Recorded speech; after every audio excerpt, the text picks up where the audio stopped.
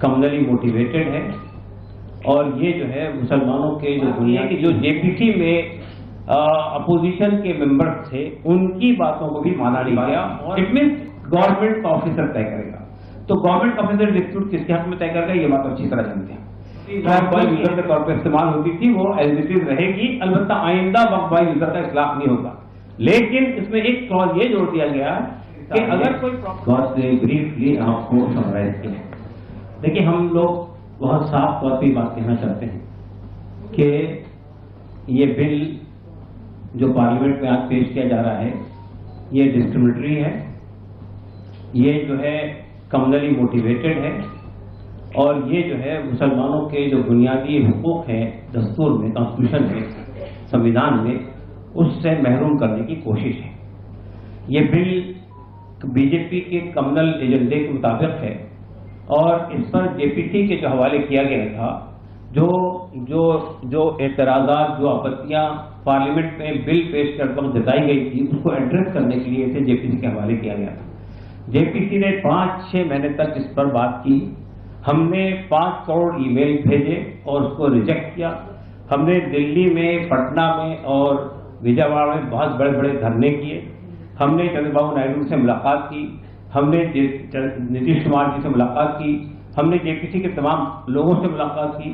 ہم نے جے پی سی کے اندر جا کر اپنی بات رکھی اور تفصیل سے بتایا ان کو کہ ہماری آپتی کیا ہے. ہمیں امید تھی کہ جے پی سی جو ہے ان چیزوں کو ایڈریس کرے گی.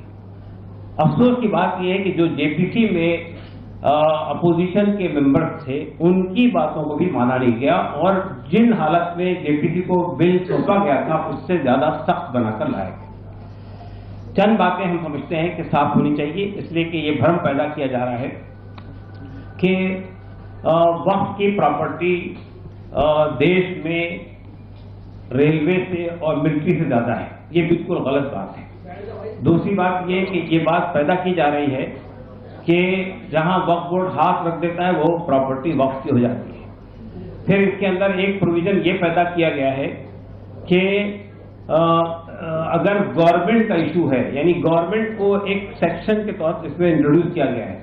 سینٹرل گورنمنٹ بھی ہو سکتی ہے, اسٹیٹ گورنمنٹ بھی ہو سکتی ہے, میونسپل کارپوریشن بھی ہو سکتی ہے, سیمی آٹونومس باڈی بھی ہو سکتی ہے. اگر ان کا کوئی ڈسپیوٹ ہے تو وہ ڈسپیوٹ وقف بورڈ نہیں طے کرے گا بلکہ کلیکٹر یا ڈی ایم طے کرے گا. اب آپ نے یہ ڈی ایم کو ریپلیس کر کے ڈیزگنیٹڈ آفیسر کی بات کی ہے. اٹ مینس گورنمنٹ کا آفیسر طے کرے گا. تو گورنمنٹ آفیسر ڈسپیوٹ کس کے حق میں طے کرے گا یہ بات اچھی طرح جانتے ہیں.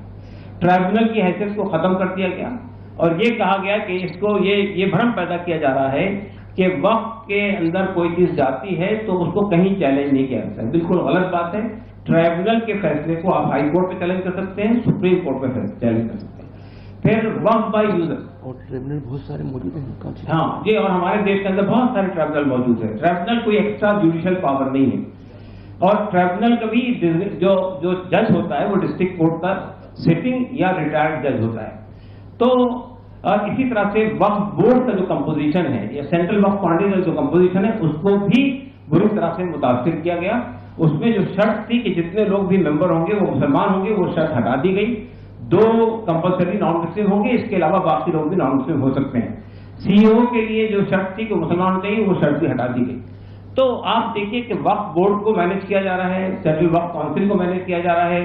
وقف بائی یوزر کے سلسلے میں یہ بات آ رہی ہے اور خاص طور سے یہ جو ہماری سو کالڈ بی جے پی کے الائز ہیں وہ یہ کہہ رہے ہیں کہ ہم نے جو امینڈمنٹ موو کیے تھے وہ امینڈمنٹ گورنمنٹ نے ایکسپٹ کر لیے. What measure the amendment?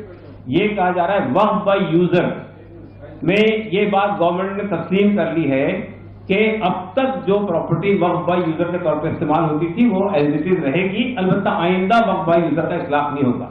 لیکن اس میں ایک کلوز یہ جوڑ دیا گیا کہ اگر کوئی پراپرٹی ڈسپیوٹڈ ہے تو وقف بائی یوزر اس پہ لاگو نہیں ہوگا. تو ڈسپیوٹڈ پراپرٹی تو بہت ساری ہے جو گورنمنٹ نے کنٹرول کر رکھی ہے, جس کو ڈسپیوٹڈ بنا دیا گیا ہے. اس کا فیصلہ اب ٹریبیونل سے نہیں ہوگا, اس کا فیصلہ کلیکٹر کرے گا.